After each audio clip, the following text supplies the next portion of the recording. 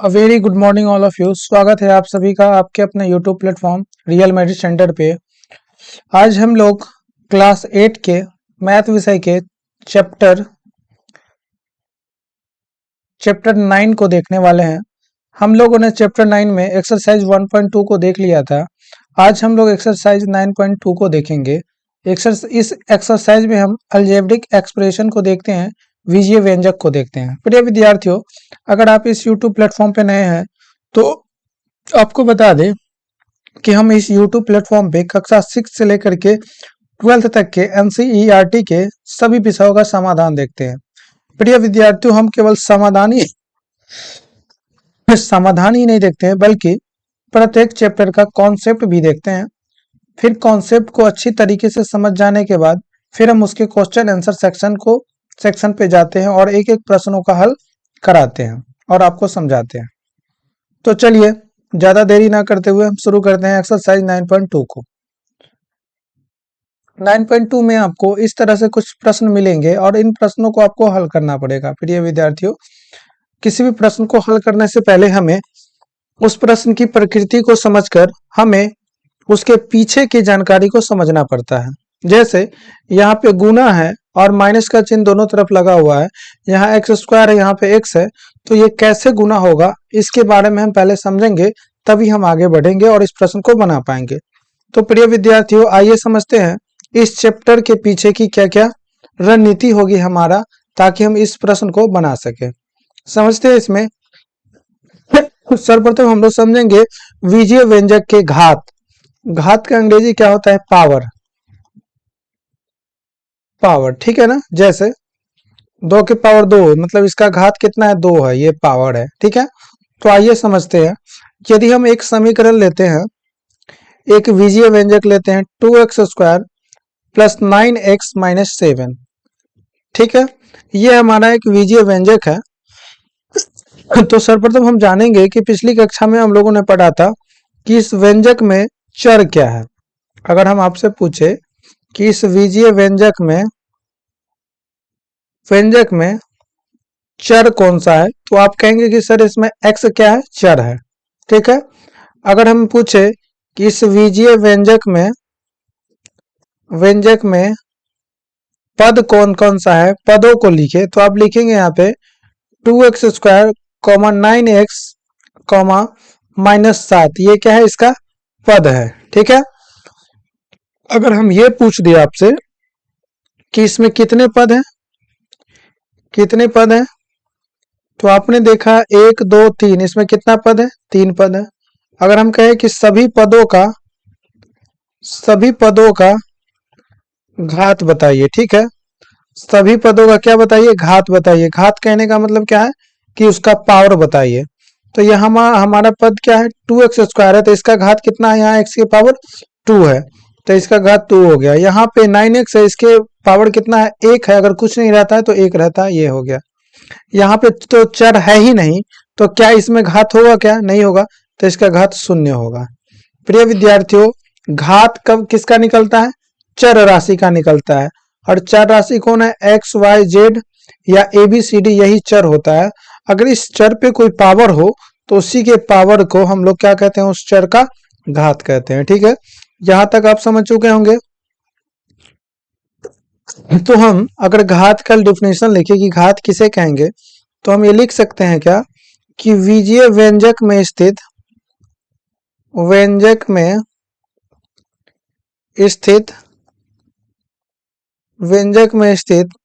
चर का बीजीय व्यंजक में स्थित चर का महत्तम घात ही व्यंजक का घात कहलाता है। महत्तम घात ही व्यंजक का घात कहलाता है, व्यंजक का घात कहलाता है। अर्थात 2x square plus 9x minus 7 का चर का महत्तम घात कौन सा है? देखिए ये चर है और इस चर x है, इस x का महत्तम घात कितना है? 2 है, तो इसका घात क्या हो जाएगा? इसके घात बराबर हो जाएगा 2, आंसर हो जाएगा। ठीक है, तो इस विजय व्यंजक का घात कितना हो जाएगा जी, 2 हो जाएगा। ठीक है, आप समझ पा रहे होंगे कि इसमें चर राशि यहाँ भी है यहाँ भी है, लेकिन सबसे ज्यादा पावर किस पे है, इस पे है, तो इसका घात कितना हो गया, 2 हो गया। ठीक है, आप इसे समझ गए होंगे। चलिए आगे समझते हैं। प्रिय विद्यार्थियों, ऊपर घात कितना था, ऊपर घात बराबर कितना था, 2 था। ठीक है, तो दो घात वाले व्यंजक को दो घात वाले व्यंजक को दो घात वाले व्यंजक को हम लोग द्विघात दो घात वाले व्यंजक को हम लोग द्विघात व्यंजक कहते हैं। क्या कहते हैं, द्विघात व्यंजक कहते हैं। अगर आपको किसी भी विजय व्यंजक में दो घात मिल जाए तो उसे हम द्विघात व्यंजक कहेंगे। ठीक है, अगर एक घात मिले तो एक घात वाले व्यंजक को हम लोग रैखिक समीकरण या फिर रैखिक व्यंजक भी कहते हैं। क्या कहते हैं, रैखिक व्यंजक भी कह सकते हैं। ठीक है ना, तो जिस भी विजय व्यंजक का घात 2 होगा उसे हम लोग द्विघात व्यंजक कहेंगे, और अगर घात 1 होता है तो उसे रैखिक समीकरण या रैखिक व्यंजक कहेंगे। ठीक है, आइए एक प्रश्न को समझते हैं। यहाँ पे आपका व्यंजक दिया गया है और व्यंजक का महत्तम घात वाला पद लिखना है। ठीक है, तो यहाँ पे देखिए ये एक विजय व्यंजक है और इसमें महत्तम घात वाला पद कौन सा है, 9x है। इसमें कौन सा है, कोई नहीं है, इसमें है ही नहीं, महत्तम घात वाला कोई पद ही नहीं है। ठीक है ना, इसमें कोई चर राशि ही नहीं है, इसमें महत्तम घात वाला एक ही पद है, 13x⁶। ठीक है, कारण इसका महत्तम घात लिखिए। देखिए यहाँ 9x है, इसका महत्तम घात कितना है, x के पावर 1 है, कुछ नहीं है तो 1। यहाँ पे क्या हो जाएगा, 0, यहाँ पर कितना हो जाएगा, 6 हो जाएगा। ठीक है, अब देखिए जो इसका महत्तम पावर होता है वही उसका क्या कहलाता है, घात कहलाता है। तो 9x-4 का घात कितना हो जाएगा, 1, -7x का घात कितना हो जाएगा, 0, 13x के पावर 6 इसका घात कितना हो जाएगा, 6 हो जाएगा। ठीक है, उम्मीद करते हैं आप इस चीजों को समझ चुके होंगे। आइए आगे देखते हैं। कह रहा है कि नोट में कह रहा है कि कुछ ऐसे भी व्यंजक होते हैं जिनके एक पद में एक से अधिक चर होते हैं। जैसे यहाँ पे देखिए ये एक ही पद है और इसमें एक से अधिक चर है, इसमें x भी एक चर है और y भी एक चर है। तो कुछ ऐसे बीजीय व्यंजक होते हैं जिसमें एक से अधिक चर होते हैं। तो उस पद में देखिए इसमें पद 7x² y का घात महत्तम है, अतः व्यंजक की घात 2 + 1 होगा। देखिए इसको समझते हैं। देखिए यहाँ पे क्या है, 2x² y है, तो यहाँ पे समझिए कि x के पावर 2 और y के पावर 1 है, तो क्या हुआ यहाँ पे दोनों पावर जुट गया है नहीं, तो इसका घात कितना हो जाएगा, 3 हो जाएगा। आप ये समझ पा रहे हैं, जब किसी भी विजय व्यंजक में दो चर होगा तो दोनों चरों के पावर को जोड़ देंगे तो वो क्या कहलाएगा, विजय व्यंजक का घात कहलाएगा। ठीक है, आगे समझते हैं बहुपद। पॉलिनोमियल क्या होता है, कह रहा है क्या, किसी व्यंजक में पदों की संख्या निश्चित हो, पदों की संख्या क्या हो, निश्चित हो। पद आप लोग समझ चुके हैं। ठीक है, जैसे एक व्यंजक है यहाँ पे 2x² + 3x + 4, तो यहाँ एक पद, दो पद, तीन पद, ये पद है। ठीक है, पदों की संख्या निश्चित हो वह पदों का घात एक पूर्ण संख्या हो। आप लोग पूर्ण संख्या समझते हैं ना, गिनती की संख्या में यदि शून्य को शामिल कर लिया जाए तो वो पूर्ण संख्या कहलाता है। अर्थात 0, 1, 2, 3 डॉट डॉट डॉट चले जाएंगे तो ये पूर्ण संख्या कहलाता है। पूर्ण संख्या हो तो वो क्या कहलाएगा, बहुपद कहलाएगा। जैसे यहाँ पे देखते हैं क्या, 2x² + 9x - 17। ठीक है, तो यहाँ देखिए घात यहाँ पे 2 है, ये पूर्ण संख्या है, यहाँ पे 1 है, ये भी पूर्ण संख्या है, तो ये हमारा क्या कहलाएगा, एक बहुपद कहलाएगा। यहाँ पे घात 2 है और ये पूर्ण संख्या है, इसमें पदों की संख्या भी फिक्स है, 2 है, तो ये हमारा क्या कहलाएगा, बहुपद कहलाएगा। यहाँ भी पदों की संख्या 3 है, ये फिक्स है, और इसका महत्तम घात कितना 7 है, और 7 कैसी संख्या है, पूर्ण संख्या है, अर्थात ये क्या कहलाएगा, बहुपद कहलाएगा। ठीक है ना, बट यहाँ नोट में एक आपका विजय व्यंजक दिया गया है जो कि बहुपद नहीं है, लेकिन इसका क्या कारण हो सकता है, कोई सोच सकते हैं क्या, चलिए मैं बताता हूँ। देखिए यहाँ पर क्या है, ये बटा में है, किसमें है, ये बटा के रूप में यहाँ पे चर है, ये भी बटा के रूप में x है, यहाँ भी बटा के रूप में x है। अर्थात पूर्ण संख्या में कोई भी संख्या आपको ये पावर जो है नीचे है, ठीक है ना, नीचे है, जब ऊपर जाएगा तो वो पावर क्या हो जाएगा, माइनस में हो जाएगा। तो क्या कोई भी पूर्ण संख्या माइनस में होता है क्या, नहीं होता है, अर्थात इसलिए ये हमारा क्या हो जाएगा, बहुपद नहीं होगा। आप समझ पा रहे हैं इसको, क्योंकि परिभाषा में ही लिखता है क्या, कि उसका जो घात क्या होना चाहिए, बहुपद का घात एक पूर्ण संख्या होना चाहिए, बट इसमें पूर्ण संख्या ये नहीं आएगा। चलिए आगे समझते हैं हम लोग, गुणा को समझते हैं। प्रिय विद्यार्थियों, गणितीय संक्रिया करते हैं तो गणितीय संक्रिया में हम माइनस को यदि माइनस के साथ गुणा करेंगे तो हमारा प्लस में चिन्ह आएगा। तो जैसे -2 गुने -3 करेंगे तो ये हमारे पास क्या हो जाएगा, 3 दूना 6 और माइनस माइनस कट जाएगा तो ये +6 आएगा। ठीक है, आप समझ पा रहे हैं क्या, कि माइनस को माइनस से गुणा करेंगे तो प्लस, माइनस को प्लस से गुणा करेंगे तो माइनस, प्लस को माइनस से गुणा करेंगे तो ये माइनस, प्लस को यदि प्लस के साथ गुणा करते हैं तो ये प्लस होता है। ये आपको जानकारी होनी चाहिए, तभी आपका कोई भी प्रश्न को आप समझ सकते हैं। ये आपका एकदम बेसिक जानकारी है, ठीक है, ये आपको आना ही चाहिए। आइए समझते हैं बीजीय व्यंजक का गुणा। यदि x को x से गुणा करते हैं तो हमारा वैल्यू कितना हो जाता है, x² हो जाता है। ठीक है, क्योंकि इसके पावर भी एक है, इसके पावर भी एक है, और दोनों का आधार क्या है, समान है। तो घातांक करने का एक रूल है कि जब दोनों का आधार समान हो तो उसका पावर आपस में क्या होता है, जुड़ जाता है। तो ये कितना हो जाएगा, x²। सिमिलरली अगर हम गुणा करेंगे x² को x से तो ये क्या हो जाएगा, x के पावर 3 हो जाएगा। अगर हम x के पावर 3 को x के पावर 2 से गुणा करते हैं तो ये हमारा x के पावर कितना हो जाएगा, 5 हो जाएगा, क्योंकि पावर जुड़ जाएगा। ठीक है, अगर हम इस x को y से गुणा करते हैं तो ये हमारा xy हो जाएगा। ठीक है, आप इन चीजों को समझ पा रहे होंगे, उम्मीद करते हैं, इसका गुणा। आइए आगे देखते हैं। चलिए आपका प्रश्न यहाँ से स्टार्ट हो रहा है, शुरू हो रहा है। तो चलिए शुरू करते हैं आज का पहला प्रश्न। ठीक है, पहला प्रश्न आपका क्या है, 8x मल्टीप्लाई -2। देखिए यहाँ पे ये माइनस है और इसके पीछे प्लस लगा हुआ है, तो प्रथम क्रिया हमारा चिन्ह का होगा, नहीं तो प्लस को माइनस से गुणा करेंगे तो माइनस हो जाएगा। फिर हमको संख्यात्मक जो वैल्यू होगा उसको गुणा करेंगे, तो 8 को 2 से गुणा करेंगे तो कितना हो जाएगा, 16, और ये x है तो ये x यहाँ पे लिखा जाएगा। ठीक है, चलिए अगला प्रश्न देखते हैं। देखिए चिन्ह को पहले हम क्या करेंगे, गुणा करेंगे। तो माइनस को माइनस से गुणा कर दिए तो चिन्ह हमारा बदल जाएगा, प्लस हो जाएगा।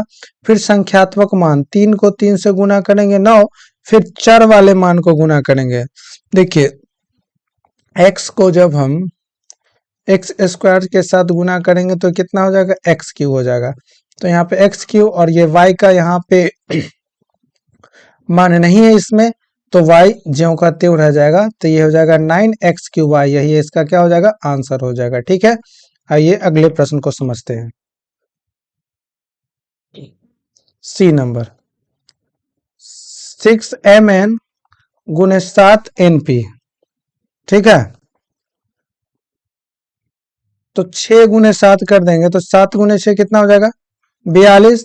m को m ही रहने देते हैं, फिर n को n के साथ गुणा करते हैं, n², ये p हो जाएगा। ठीक है, तो 42 mn² p इसका आंसर हो जाएगा। ठीक है, चलिए अगला प्रश्न देखते हैं, डी नंबर। डी में आपका क्या है, 4pq इंटू 3pq। ठीक है, देखिए 4 को 3 से गुणा करेंगे कितना हो जाएगा, 12, और pq को pq से गुणा करेंगे तो p के पावर कितना हो जाएगा, 6। दोनों पावर आपस में क्या हो जाएगा, जुड़ जाएगा। ठीक है, देखिए यहाँ समझिए, pq इंटू pq।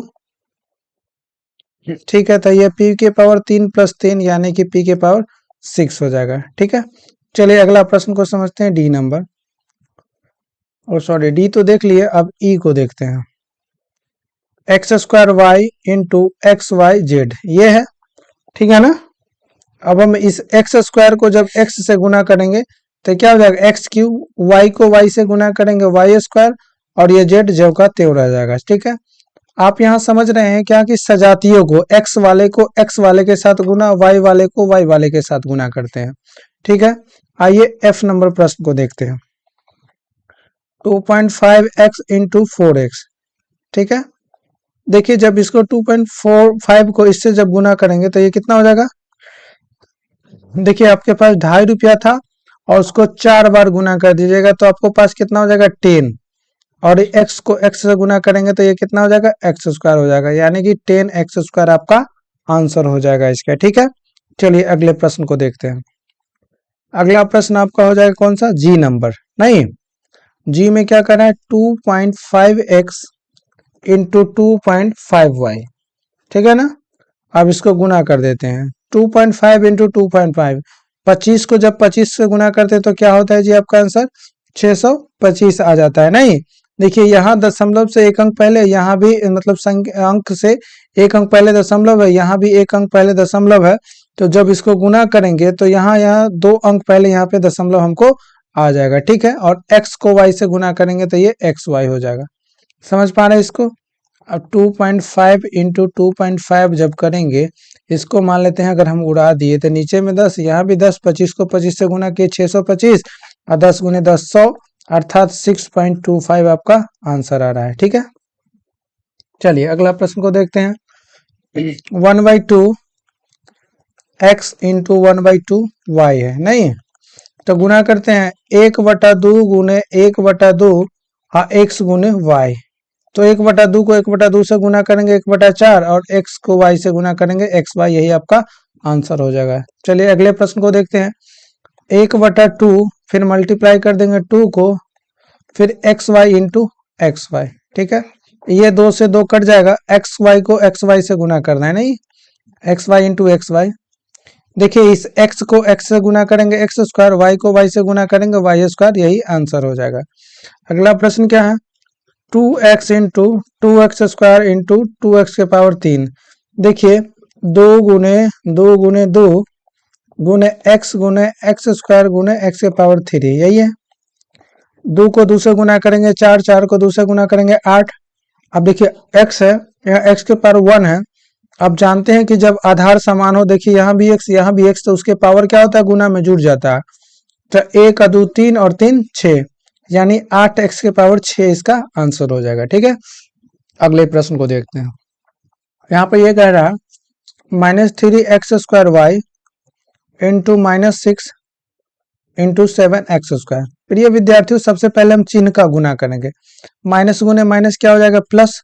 अब संख्या को गुना करेंगे तो 3 गुने 6, 3 गुने 6 गुने 7, फिर x को x के साथ गुना करेंगे गुने x² गुने x, फिर y को y के साथ गुना करेंगे y इंटू वाई, ठीक है। देखिए 6 तारीख 18 और 18 को 7 से गुना करेंगे तो कितना हो जाएगा 18 सते 26, यानी कि 126।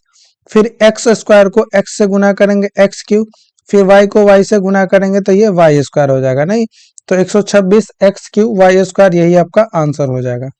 चलिए अगले प्रश्न को देखते हैं। कह रहा है किसी आयत की, तो पहले हम क्या करेंगे एक आयत बनाएंगे। चलिए आयत बनाते हैं। देखिए ये आपका क्या है आयत है। कह रहा है किसी आयत की आसन्न भुजा क्रमशः इतना और इतना है। आसन्न भुजा कहने का मतलब अगल बगल की भुजा, तो ये भुजा कितना 6p² और इसके दूसरी भुजा कितना है 2pq। तो आयत का क्षेत्रफल ज्ञात करें, ठीक है। प्रिय विद्यार्थियों अगर आपको क्षेत्रफल ज्ञात करना हो आयत का, तो आयत का क्षेत्रफल होता है लंबाई गुने चौड़ाई, ठीक है। एक आप हमारा फॉर्मूला याद रखिएगा कि जब आपको 2D फिगर हो, अर्थात 2 डायमेंशन वाला फिगर हो,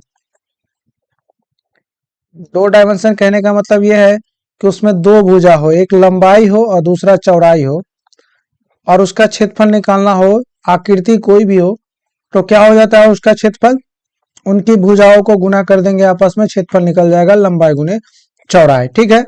वही वर्ग रहता तो उसके 2 भुजाओं को गुना कर देते, उसका क्षेत्रफल निकल जाता। समझ पा रहे हैं इन चीजों को। तो इसका क्षेत्रफल लंबाई गुने चौड़ाई, अगर ये लंबाई मान लेते हैं 2pq, तो इसका चौड़ाई क्या हो जाएगा 6p²q। अब इसको गुना कर देंगे, नहीं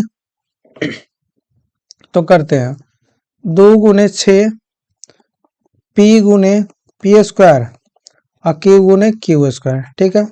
6 को 2 से गुना करेंगे 12, पी को पी स्क्वायर से गुना करेंगे पी क्यू, क्यू को क्यू स्क्वायर से गुना करेंगे क्यू के पावर 3 हो जाएगा, यही आपका आंसर हो जाएगा, ठीक है। आइए अगले प्रश्न को देखते हैं। कह रहा है किसी वर्ग की एक भुजा, तो सबसे पहले हम एक वर्ग बनाते हैं, ठीक है। चलिए वर्ग यहां से ले लेते हैं, ये वर्ग है, इस वर्ग की एक भुजा कितना दे दिया है, √2x²y, ठीक है। तो वर्ग का क्षेत्रफल बताना है, ठीक है। वर्ग का क्षेत्रफल बराबर क्या हो जाता है, भुजा का स्क्वायर। भुजा कितना है, √2x²y²। अब इसका हम क्या कर देंगे, स्क्वायर कर देंगे, नहीं तो √2 का स्क्वायर जब हम करेंगे तो √2 गुने √2 लिखेंगे, फिर जब इसका स्क्वायर करेंगे तो x² गुने x² गुने y² गुने y² कर देंगे। √2 को 2 से गुना करेंगे तो 2x² को x² से गुना करेंगे x के पावर 4, y² को y² से गुना करेंगे तो y के पावर 4 हो जाएगा, अर्थात 2x के पावर 4 और y के पावर 4, यही आपका आंसर हो जाएगा, ठीक है। चलिए चौथे नंबर प्रश्न को देखते हैं।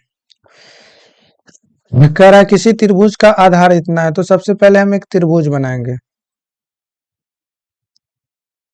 यहां से ले लेते हैं, एक त्रिभुज बना लेते हैं, ठीक है। किसी त्रिभुज का आधार कितना है, 7xyz। किसी त्रिभुज का आधार ये दे दिया है और कह रहा है उसका शीर्ष लंब कितना है, 2x है, तो त्रिभुज का क्षेत्रफल ज्ञात करें, ठीक है। तो आपको जो ये त्रिभुज दे दिया है और इसका शीर्ष लंब कितना है जी, शीर्ष लंब मतलब समझ रहे हैं ना, इस शीर्ष से अगर हम इसका निकाल लेते हैं, यहां से कलर चेंज कर लेते हैं, यहां से यहां तक ये आपका एक शीर्ष दे दिया और शीर्ष की लंबाई कितना है, 2x है, तो त्रिभुज का क्षेत्रफल ज्ञात करना है, ठीक है ना। तो आइए बनाते हैं त्रिभुज का क्षेत्रफल। त्रिभुज का क्षेत्रफल बराबर होता है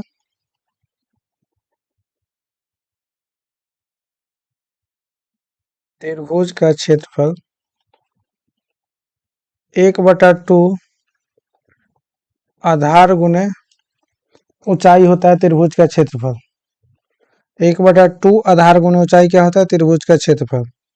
तो 1/2 आधार कितना दिया है, 7xyz, और ऊंचाई कितना दिया है, इसी शीर्ष लंब को हम लोग ऊंचाई भी कहते हैं, तो ये 2x दे दिया है, नहीं ये 2 से ये 2 कैंसिल हो जाएगा। अब 7 को यहाँ 7 लिख देंगे, 7 को 1 से गुना करेंगे 7 ही होगा, फिर इस x को x से गुना करेंगे x², फिर yz, ये हो जाएगा 7x² yz, इसका आंसर हो जाएगा, ठीक है। चलिए अगले प्रश्न को देखते हैं। 7x² yz, ठीक है।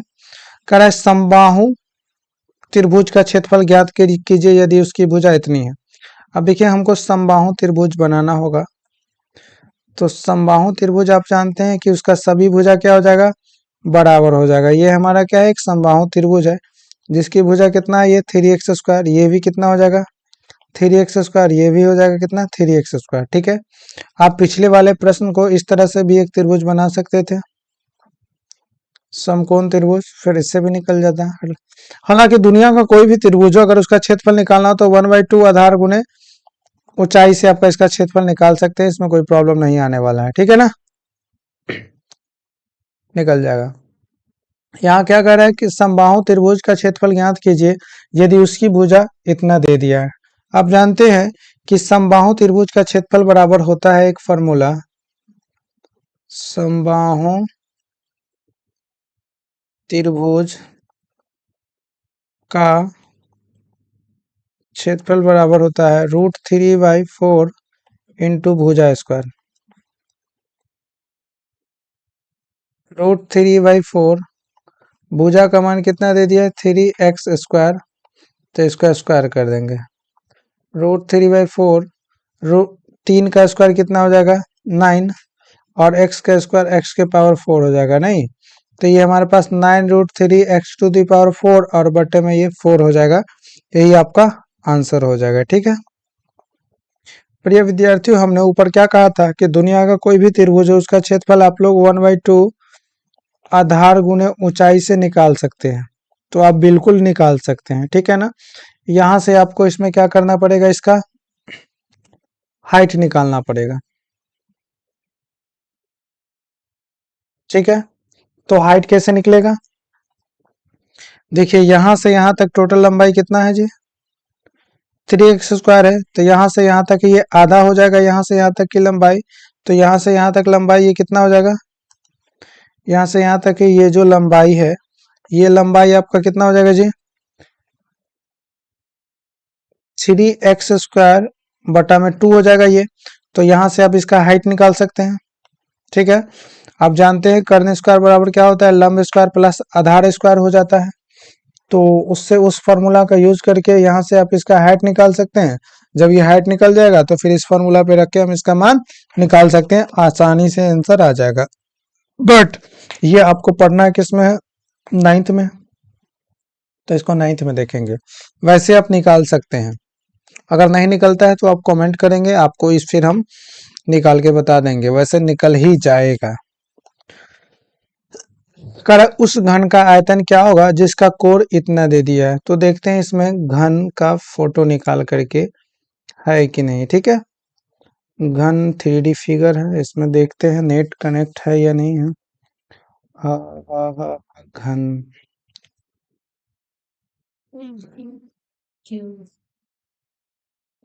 CUB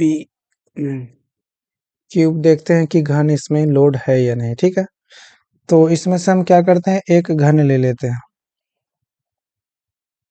चलिए यहाँ से एक घन ले लिया, ठीक है। 1 मिनट वेट करेंगे आप। एक घन ले लिए,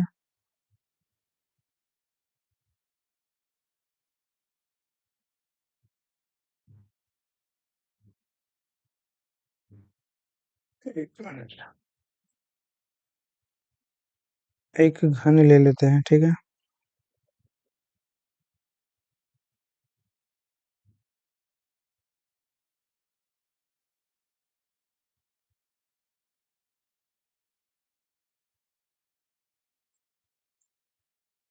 इसको क्या करते हैं, यहाँ से इसको ऐसे मिला देते हैं, ऐसे मिला देते हैं, ये मिला देते हैं। ये आपका क्या हो गया, एक घन हो गया, ठीक है ना। कह रहा है कि घन का आयतन ज्ञात करना है। आप जानते हैं कि घन का आयतन बराबर क्या हो जाता है जी, ये घन का कोण दे दिया है, ठीक है ना। आप कोण कहिए, किनारा कहिए, या फिर भुजा कहिए, बात क्या हो जाता है, सेम ही हो जाता है, ठीक है। और घन का सभी भुजा सभी किनारा क्या होता है, बराबर होता है। और घन का आयतन बराबर हो जाता है, घन का आयतन बराबर भुजा का क्यूब हो जाता है। नहीं, भुजा के कितना है, 6a है, इसका क्यूब कर देंगे। तो 6a इंटू 6 6 216 और a तो a क्यू हो जाएगा 216, a क्यू इसका आयतन हो जाएगा घन का, ठीक है। आइए अगले प्रश्न को देखते हैं। कह रहा है कि यदि एक कलम का मूल्य इतना रुपया है, x² y है, तो y² x कलम का मूल्य कितना हो जाएगा, ठीक है। चलिए गुना करते हैं। अगर आपको कहे कि एक कलम का मूल्य 5 रुपया है, तो 10 कलम का मूल्य कितना हो जाएगा, अर्थात इसको आपको गुना करना है, 50 रुपया हो जाएगा। तो सेम क्वेश्चन यही है, ठीक है। एक कलम का मूल्य कितना है, x² y है, तो हमको कितना कलम का मूल्य निकालना है, y² x कलम का। तो इसको क्या करना है, गुना करना है। अब देखिए x² को x के साथ और y को y² के साथ गुना करेंगे, x² को x के साथ गुना करेंगे x क्यू, y को y² के साथ गुना करेंगे तो y क्यू। तो आपका आंसर क्या हो जाएगा, x क्यू y क्यू, यही आपका आंसर हो जाएगा। अगले प्रश्न को देखते हैं। कहना है कि यदि कोई व्यक्ति x/2 किलोमीटर प्रति घंटा की चाल से चल रहा है, तो वह 2 घंटा में कितना दूरी तय कर लेगा। देखिए चाल बराबर एक फॉर्मूला होता है, आप फिजिक्स में पढ़े होंगे, दूरी बटा समय, ठीक है। तो यहाँ क्या निकालना है, हमको दूरी निकालना है। तो अगर दूरी बराबर हम इधर कर लेते हैं तो क्या हो जाएगा, दूरी बराबर समय गुने चाल हो जाएगा, ठीक है। आपका समय कितना लग जाता है जी, 2 घंटा। चाल कितना है, x²/2, इससे ये कट जाएगा, अर्थात दूरी बराबर कितना हो जाएगा आपका x² किलोमीटर। यही आपका आंसर हो जाएगा। ठीक है, उम्मीद करते हैं आप इन प्रश्नों को समझे होंगे। ये आपका लास्ट प्रश्न था। ठीक है प्रिय विद्यार्थियों, ये है आपका अपना कोचिंग सेंटर जो कि यूट्यूब प्लेटफॉर्म पे है, रियल मेरिट सेंटर। अगर आपको वीडियो अच्छा लगता है, हर चीज समझ में आता है, सिस्टमेटिक ढंग से हर चीज चल रहा है, तो आप इस वीडियो को लाइक करें, शेयर करें, सब्सक्राइब करें अपने दोस्तों के साथ। इतना तो आप कर ही सकते हैं। बेल आइकन को दबा दें ताकि सभी वीडियो का नोटिफिकेशन आपको मिलता रहे और हर एक अपडेट आप तक पहले पहुंचे। ठीक है प्रिय विद्यार्थियों, सभी वीडियो के डिस्क्रिप्शन में आपको एक व्हाट्सएप का लिंक दिया जा रहा है, आप उस लिंक से जुड़ना ना भूलें ताकि आपको कोई भी सूचना आपको उस ग्रुप के माध्यम से मिल सके। ये है आपका अपना रियल मेरिट सेंटर। इसको जितना आगे बढ़ाएंगे, जितना लोगों तक शेयर करेंगे, उतना ज्यादा आपका फैमिली बड़ा होगा। ठीक है, चलिए धन्यवाद, आज के लिए इतना ही। हैव अ गुड डे, जय हिंद।